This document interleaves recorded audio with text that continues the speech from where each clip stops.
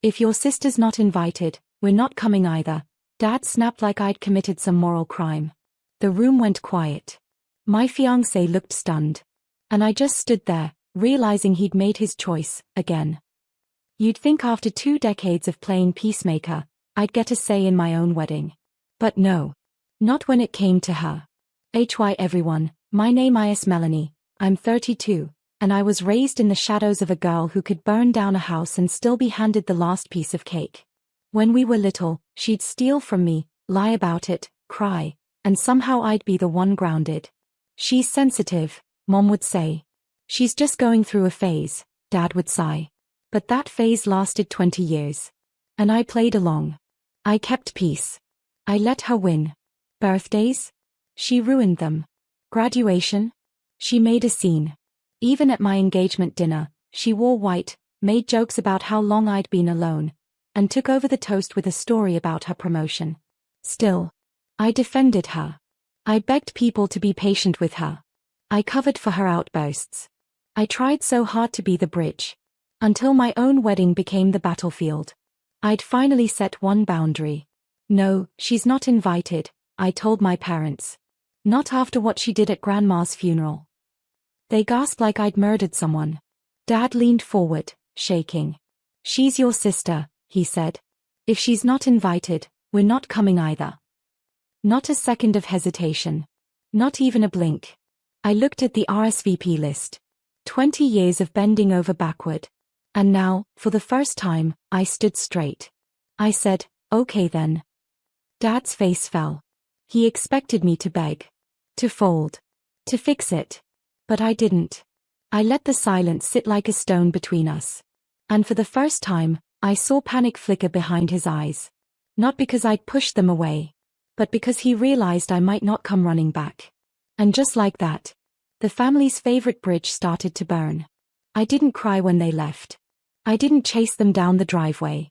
I didn't send long texts explaining myself. Instead, I crossed out 4 names on the guest list. Mom, Dad, my sister, and her forever boyfriend who still owes me $900 from a family emergency 5 years ago. My fiancé, Ethan, watched me. Carefully.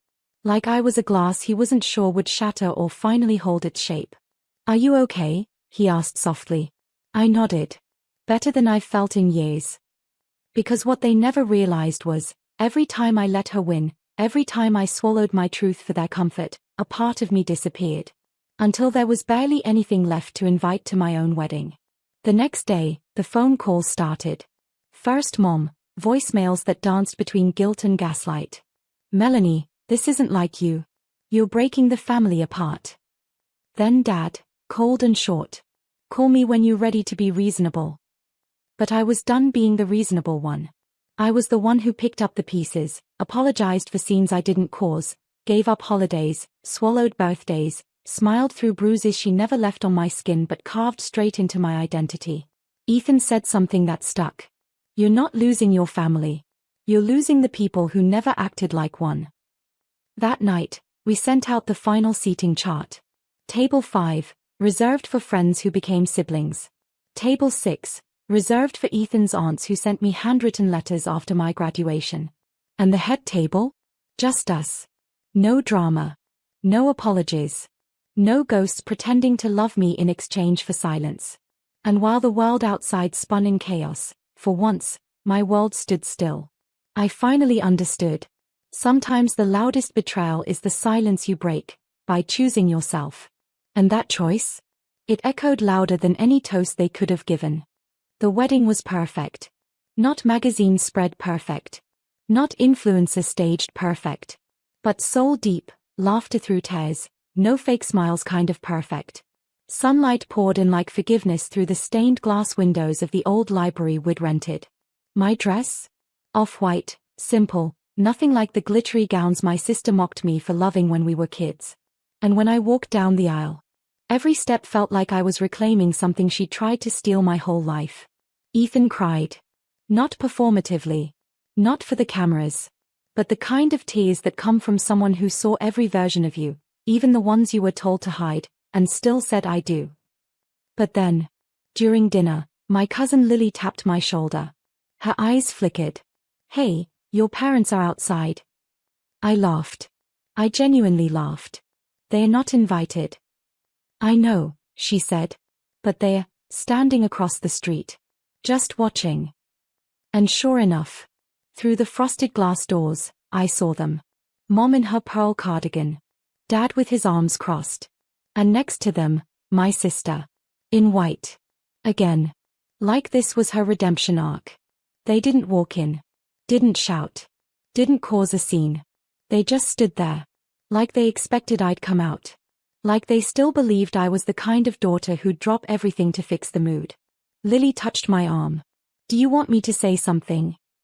I shook my head. "No. Let them look." Because that's all they ever did, really. Looked at me like I was the backup singer in my sister's solo act. Watched me bend, fold, disappear, and applauded her performance. But now? I was center stage. And I wasn't performing for them anymore. So I raised my glass. To the family I chose. To the girl I rebuilt. To the woman who finally stopped begging for a seat at the table and built her own damn hall. And as they faded behind the glass, I danced. Not to be seen, but to finally feel free. 2 days after the wedding, the guilt campaign began. An envelope slid under our apartment door, no return address, just familiar handwriting. Mom's. I recognized the loops in the MS, the soft tilt of her YS, the same script that once signed birthday cards with "Love you more than words." Inside, a folded note. "You've humiliated this family. I hope you're proud of what you've done. Your sister hasn't stopped crying. Your father says he doesn't recognize you anymore." No apology. No accountability. Just shame dressed as disappointment. I placed it on the kitchen counter and didn't say a word. Ethan walked in, saw it, scanned my face. "She's trying to pull you back in," he whispered. "Don't go." I didn't. But I did start remembering. How many notes I'd written them over the years. Birthday cards for a father who never once asked how my interviews went. Get well letters for a mother who never noticed when I was breaking. Forgiveness texts after my sister's blow-ups, always starting with "I'm sorry you're upset." They trained me to think love was earned through endurance. But what they never expected was that the girl who endured would eventually evolve. Later that week, I posted a photo. Me and Ethan on the dance floor, my heels in one hand, my head thrown back in laughter. The caption was short. "Peace looks good on me." Hours later, I got a message request. From my youngest cousin, Ava. Only 14, but wise beyond it. "You looked so happy. I wish I could have been there. I'm sorry for how they treated you." That message meant more than 100 fake family hugs. Because the truth is, sometimes you don't get justice from the people who wronged you. You get it from the ones who watched. And learned what not to become. And Ava? She was already breaking the cycle, just by seeing me choose peace. That's when I knew. The legacy I left behind wasn't silence. It was a blueprint. A week passed. Then 2. The silence from my parents wasn't peaceful, it was strategic. I knew that pattern too well. And right on cue, the trap came next. A Facebook post from Mom. Public. Polished. Poisonous. Weddings are meant to unite, not divide. We raised both our daughters to love each other.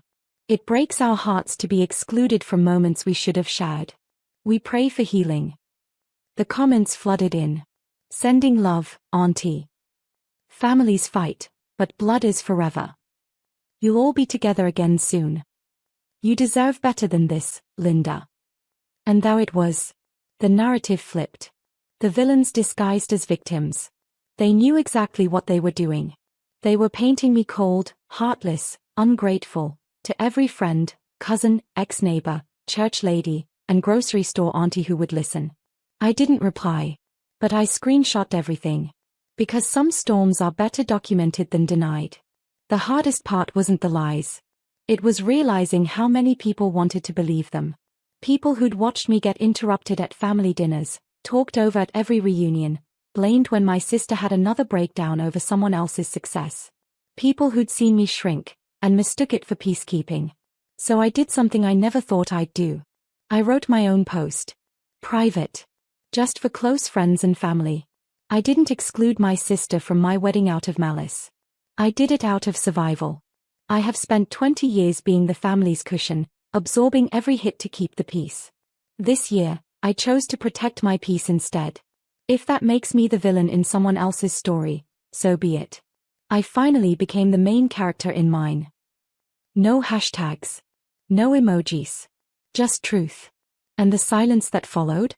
That was different. Because this time, it wasn't the silence of guilt. It was the silence of power shifting. And once I felt that, there was no going back. A month after the wedding, my sister messaged me. Not a call. Not a voice note. Just a gray bubble on a screen. Happy now? You've officially turned everyone against me. Hope your little fairy tale was worth it. No greeting. No reflection. Just blame wrapped in bitterness. I stared at the message, my thumb hovering over reply. Not because I had anything to say, but because part of me still itched to explain. That part of me, the old Melanie, was addicted to justification. She lived on the approval of people who didn't even respect her silence, let alone her voice. But I'd buried her the day I said I do. Instead, I sent back one word. Healed. That's all. No punctuation. No emotion. Just truth. And I blocked her right after. Ethan walked into the room as I tossed my phone onto the couch. You okay? He asked. I nodded slowly. Yeah, actually, I think I am. Because healing isn't always loud. Sometimes it's the quiet moment when you realize their drama no longer owns your breath. That same night, I got an unexpected call. From my Aunt Rosa. The only one who ever pulled me aside at gatherings and whispered, "You don't deserve this. I see what they're doing." She'd stayed quiet at the wedding. Sent a polite gift, didn't take sides. But now? Now she spoke. "Mel," she said, her voice soft and shaking, "your story, your post, it made me realize how much we've all enabled. I'm sorry I didn't say more." I sat down, heart racing. Not because I needed her apology, but because I never thought I'd get one. "I've started therapy," she continued. "You inspired me." That's when it hit me. My silence never changed them. But my boundaries? They lit fires in the places they thought would stay cold forever. Because healing isn't about revenge. It's about refusing to let the pain repeat itself through you. And that refusal? It becomes a ripple. A mirror. A movement. Weeks turned into months. The messages slowed. The guilt faded. The family group chat I was once glued to? Silent. Like a house that finally accepted its last tenant moved out. And in the quiet, something grew. Peace, yes, but also clarity. I started looking back. Not to reopen wounds, but to trace their origin. Like the time I was 10 and won a spelling bee, but Dad took us for ice cream because my sister cried about losing her pencil case. Or my 18th birthday. The one where they cancelled dinner last minute because she had a migraine. It was never about me. Not really. I was a placeholder. The good daughter. The responsible one. The glue. Until one day I melted. And they blamed me for the mess. But the truth? I wasn't the one who broke the family. I was just the first one brave enough to stop pretending it wasn't already broken. One afternoon, Ethan found me going through old boxes, photos, letters, handmade cards from when I still believed love could be earned if I just tried hard enough. He sat beside me, watching as I held a photo of me at age 7. Smiling. Hopeful. Still unaware she'd spend the next 2 decades walking on eggshells in her own home. "What would you tell her now?" he asked gently. I stared at the little girl in the picture. My voice caught. But I found the words. I'd tell her she's not too much. She's not selfish. She's not wrong for wanting peace. And one day, she'll stop apologizing for the way she shines. Ethan took the photo and tucked it into a new frame. We placed it on our bookshelf, next to our wedding album. A reminder of who I was, and who I refused to become. Because sometimes revenge isn't fire or fury. It's healing so loudly, they can't pretend they didn't hear it. And that healing? It finally reached the one person I never thought it would. Last week, I got a letter. Real paper. Real envelope. No return address, but I recognized the handwriting immediately. Dad's. I stared at it for a long time. The old me would have opened it instantly, heart racing, already crafting a reply in her head. But this version of me? She took her time. Ethan sat beside me as I peeled it open. The letter was short. Melanie, I've read your post a dozen times. I didn't want to believe it, but maybe you're right. Maybe we failed you. Maybe I let her become everything she is. Because I was too afraid to admit how much damage she'd done. I don't know how to fix this. But I do know. I miss you. And if you ever decide to come back, I'll listen this time. No defense. No excuses. Just me. Dad. I folded the letter gently. Ethan waited. Do you want to write back? I thought about it. About how many letters I'd written in my head as a child. Begging to be seen, to be heard, to be chosen. And now, the letter had finally come. But I realized something. Forgiveness didn't need to live in a reply. It could live in the way I carried myself now. The boundaries I built. The life I created. The silence I no longer feared. Because poetic justice doesn't always look like public apologies or grand gestures. Sometimes, it's this. A daughter finally being understood, but no longer needing to be. I placed the letter in a drawer.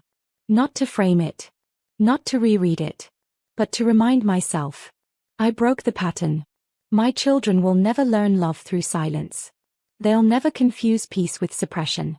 They'll grow up watching a woman who chose her worth over tradition. And won. I looked at Ethan. Smiled. No need to write back. I already said everything I needed, by living. He kissed my forehead and whispered, I'm proud of you. And for the first time in my life, so was I.